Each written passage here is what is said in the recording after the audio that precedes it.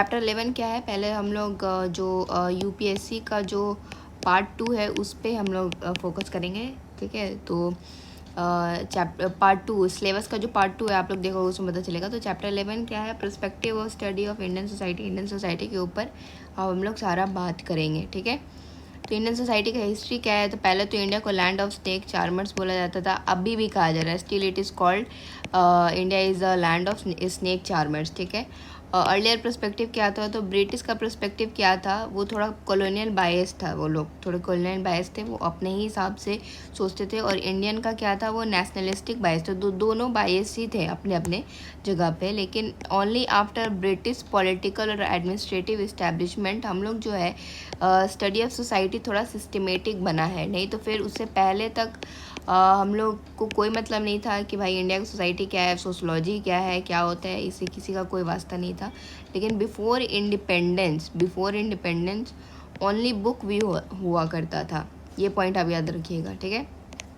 अब नेक्स्ट देखते हैं history of Indian society. History of Indian society देखा जाए तो हम लोग कैसे पता करते हैं कि आखिर इंडियन सोसाइटी का क्या ये रहना सहना ये सब जो मतलब इंडियन सोसाइटी के बारे में हम कैसे पता करते हैं, तो हम लोग रिलीजियस स्क्रिप्चर से पता करते हैं, ठीक है। सबसे पहले तो जैसे कि वेदास, महाभारत, मनुस्मृति हो गया, आर्यभट्ट, अर्थशास्त्र भी है, तो मतलब ऐसे जितने भी स्क्रिप्चर्स हैं तो वो हमको बता ही रहे हैं, ठीक है। अब ट्रैवल लोग बहुत सारे लोग आए थे जो इंडिया में, ठीक है, वो भी इंडिया के सोसाइटी का एक डिस्क्रिप्शन देते हैं, जैसे कि मेगाथनीज का इंडिका है, इब्न बतूता का जो रिहला है, और मार्को पोलो ने जो दिया था एक बुक, क्या नाम था उसको मुझे याद नहीं है, the book of Marco Polo, कुछ इस तरीके का नाम है, ठीक है। तो वो ये सब जो बताता है कि इंडिया सोशल सिस्टम कैसा था, इसका एक आइडिया देता है हमको, ठीक है।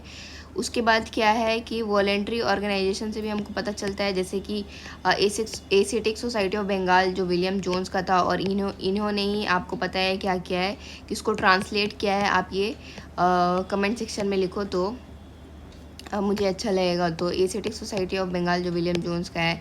फिर जो है society for the acquisition of general knowledge, ठीक है, ये बना था 1938 में। फिर बिथून सोसाइटी 1859 में बना, सोशल साइंस डिस्कशन के लिए बिथून सोसाइटी बना, ठीक है। और acquisition of general knowledge society बना, ठीक है, 1938, और ये, ठीक है। फिर ऊद साइंटिफिक सोसाइटी भी बना है, ठीक है।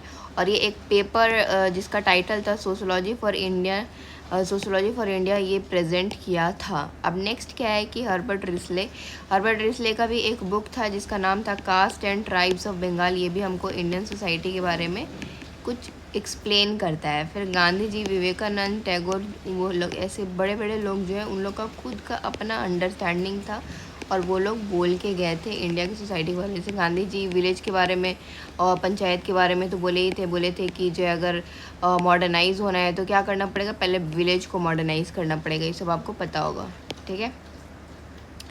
अब नेक्स्ट टॉपिक आता है कि what we did to understand Indian society. Indian society को जानने के लिए क्या क्या लोग कंट्रीब्यूट किया, बहुत सारे लोग जो है ना बहुत सारा कंट्रीब्यूट किए हैं, तो वो अभी आपको देखने को मिलेगा, ठीक है। कॉलोनियल अंडरस्टैंडिंग क्या था कि वो लोग अंडरस्टैंड करना चाहते थे इंडिया को सबसे पहले ब्रिटिश लोग, ताकि इंडिया पे ही रूल करें, ठीक है। तो बस इसीलिए चाहते थे। 1850 तक जो है इंडिया का सोसाइटी सिर्फ ब्रिटिश मतलब जैसा ब्रिटिश सोचते थे उसी हिसाब से चलता था, और वही लोग करते थे। फिर उसके बाद क्या हुआ कि नए नए स्कॉलर्स आए ब्रिटिश के बाद, ठीक है, और वो लोग अपने हिसाब से इंडियन की सोसाइटी को स्टार्ट किए समझना, ठीक है। लेकिन ब्रिटिश लोग का थोड़ा ऑर्थोडॉक्स व्यू था, वो इंडिया की सोसाइटी को कैसा देखते थे, एक क्लोज विलेज है, इसमें कास्ट बहुत ज़्यादा ही है सोशल स्ट्रक्चर में, प्रिमिटिव ट्राइबल कम्युनिटीज़ है, ठीक है।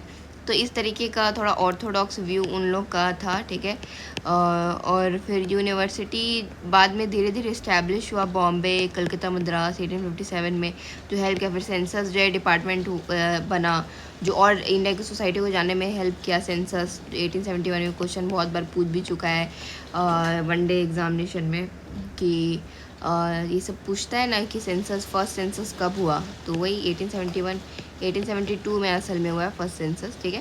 लेकिन डिपार्टमेंट ऑफ सेंसस कब बना, 1871 में। इथनिक सर्वे से हमको पता चलता है जो 1910 में हुआ था, ठीक है। ये सब क्या किया है, help in scientific study of Indian society में हेल्प किया है, ठीक है। अब 1850 के बाद क्या होता है कि क्रिश्चियन मिशनरी आते हैं, एकेडमिक थियोलॉजिस्ट, इथनोग्राफर, इंडस्ट्री एक्सपर्ट, मतलब बहुत सारे न्यू लोग आने लगते हैं। ठीक है, अब सब एजुकेटेड हैं, तो वो लोग आके अपना एक खुद का पर्सपेक्टिव देते हैं, खुद का आइडिया देते हैं कि इंडिया की सोसाइटी कैसा है। वेस्टर्न एजुकेशन इन्फ्लुएंस हुआ, उससे फ़ायदा होता है। एजुकेटेड इंडियन हेल्प किए बहुत सारे एजुकेटेड इंडियन, आपको पता ही होगा, राजा राम मोहन रॉय, ये सब जैसे ईश्वरचंद्र विद्यासागर, ये सब बहुत हेल्प किए। और अदर एलिमेंट जैसे कि जॉइंट फैमिली, जजमानी, कस्टमरी लॉ, पंचायती राज, ठीक है, ये सब नए नए जो एलिमेंट आए उससे पता चला। फिर मैक्रो लेवल पे देखा जाए तो only theoretical understanding not field study, ये चीज़ आपको ध्यान में रखना है कि अभी तक सिर्फ और सिर्फ थियोरेटिकल अंडरस्टैंडिंग हो रहा है, फील्ड स्टडी अभी तक नहीं हुआ है मैक्रो लेवल पे। मैक्रो लेवल मतलब पूरे पूरे पूरे इंडिया का अगर देखा जाए तो अभी जो है ये हो गया इंडिया हमारा, थोड़ा सा उधर मैप नहीं है, सॉरी।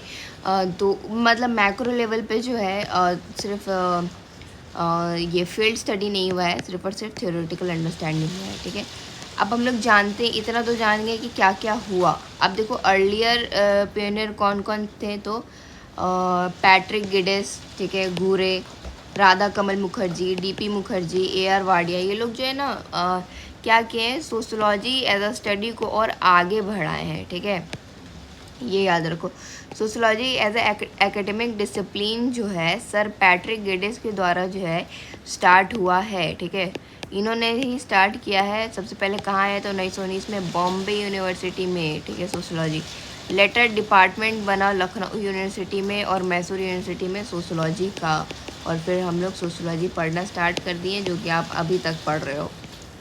ठीक है, अब नेक्स्ट वीडियो आएगा हम लोग का कि इंडियन सोशोलॉजिस्ट क्या किए हैं इंडियन सोसाइटी को जानने के लिए। ठीक है, यहाँ तक हमने कहाँ तक किया, हम लोग क्या किए यहाँ पे, तो बस था कि मतलब ऑल ओवर लोग क्या क्या किए, कॉलोनियल हो गया, ब्रिटिश हो गया, और फिर किस किस तरीके से स्प्रेड हुआ कि सोशोलॉजी पढ़ना चाहिए, ये सब हम लोग पढ़ लिए। नेक्स्ट वीडियो आएगा what Indian sociologist just to understand Indian society, ये आपको UPSC अगर आपको ऑप्शनल है सोशोलॉजी तो उसमें हेल्प करेगा। ठीक है, और ये कौन सी बुक से मैं पढ़ा रही हूँ, एसेंशियल्स ऑफ सोशोलॉजी, जो बहुत ही फेमस बुक है, एसेंशियल सोशोलॉजी, इसी से पढ़ा रही हूँ। ठीक है, तो गुड बाय।